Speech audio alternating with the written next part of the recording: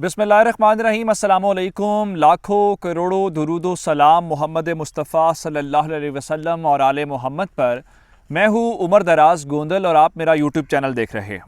नाज़रीन, रूस और यूक्रेन की जंग 5वें दिन के अंदर दाखिल हो गई है, लेकिन इस 5वें दिन पिछले चौथे दिन हमने ये देखा था कि उन्होंने किया रूस वालों ने कि अपनी जो न्यूक्लियर फोर्स है उसको एक्टिव किया।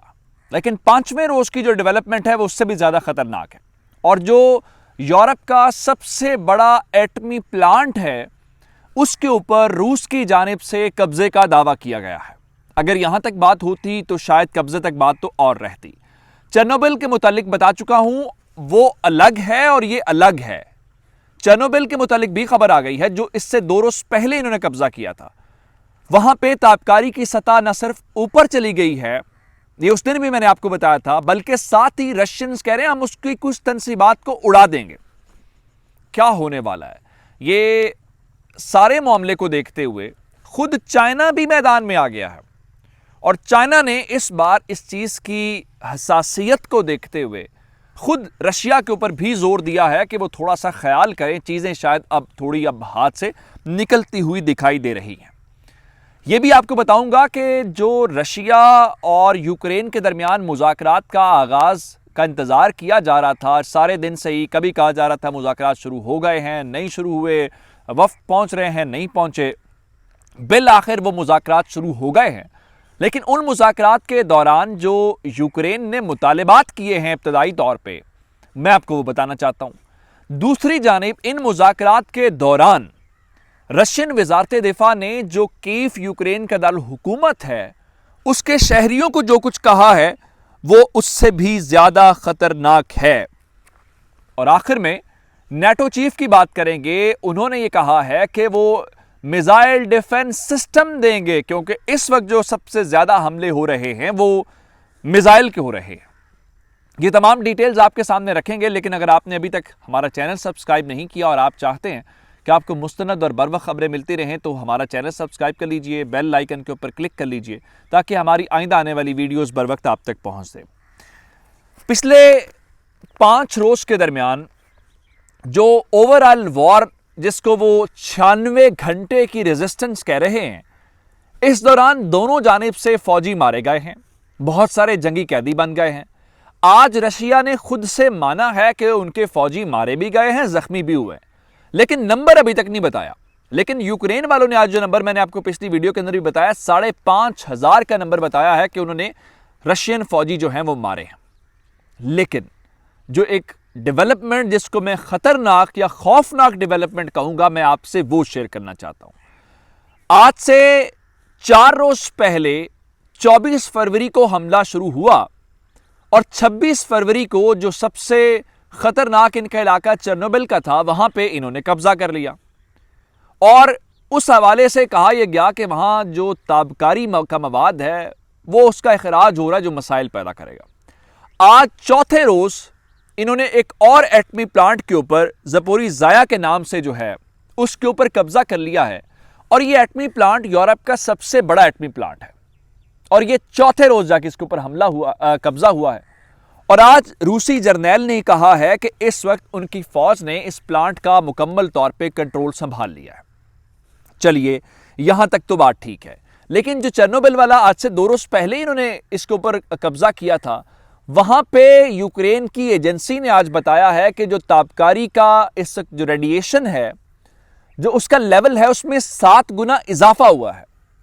जिसका मतलब है कि रशियन फौज ने उसकी सिक्योरिटी के अंदर कोताही की है, जो चीजें होनी चाहिए थी वो नहीं की गई।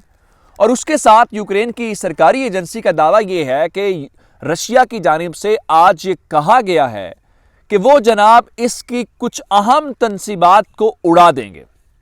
जिसका मतलब है कि मजीद, हालांकि उसके आसपास लोग नहीं रह रहे, लेकिन खतरा तो पैदा कर सकते हैं। यहां तक तो बात ठीक है।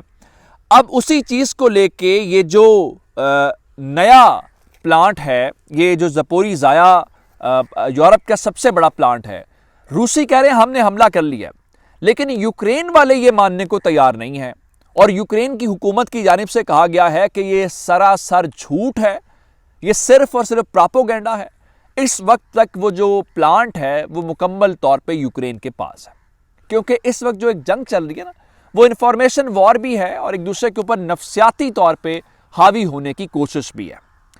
अब इस सब के दरमियान में मुज़ाकरात शुरू हो गए हैं जिसका हम सब इंतज़ार कर रहे थे, और ये यूक्रेन और जो बेलारूस का बॉर्डर है उसके ऊपर हुए हैं।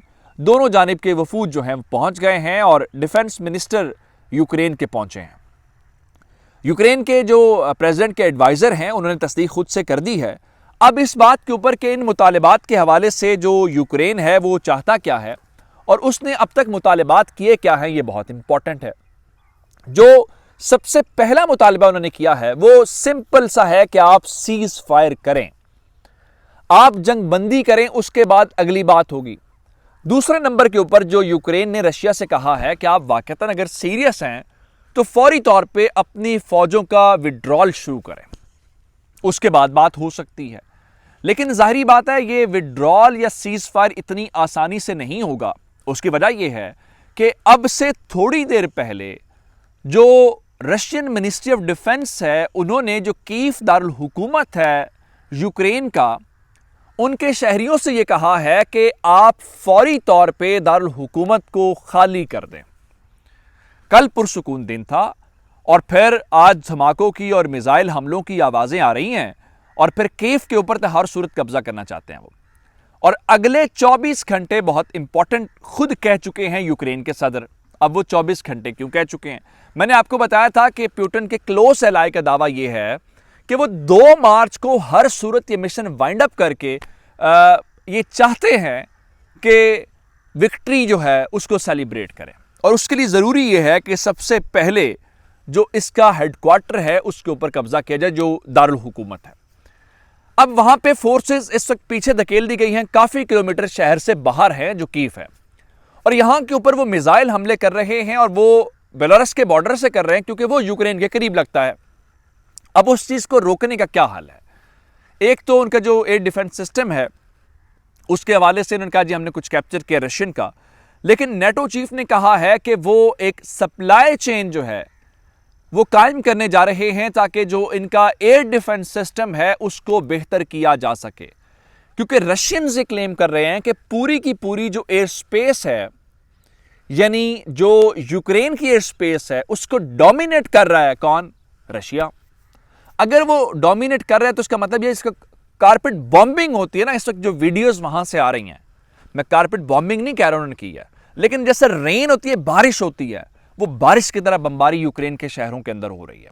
अब इस सारी सूरत हाल के दौरान जब एटमी प्लांट्स के ऊपर कब्जे हो रहे हैं, फिर केमिकल हथियार इस्तेमाल करने की बातें भी हो रही हैं, खतरात ये भी हैं, और रेड अलर्ट और सायरन्स बजाए जा रहे हैं। इस सब के बीच में जो अहम इत्तेहादी है रशिया का, चीन, उनकी जानिब से भी अब थोड़ा सा रद्द-ए-अमल आया है, और उनके वज़ारत ख़ारजा के जो तर्जुमान हैं उन्होंने इस चीज़ के ऊपर, दोनों फ्रीकैन के ऊपर, दोनों पार्टीज़ के ऊपर जोर दिया है कि इस वक्त कशीदगी की बजाय तहम्मुल से, सोच विचार से काम लेने की ज़रूरत है।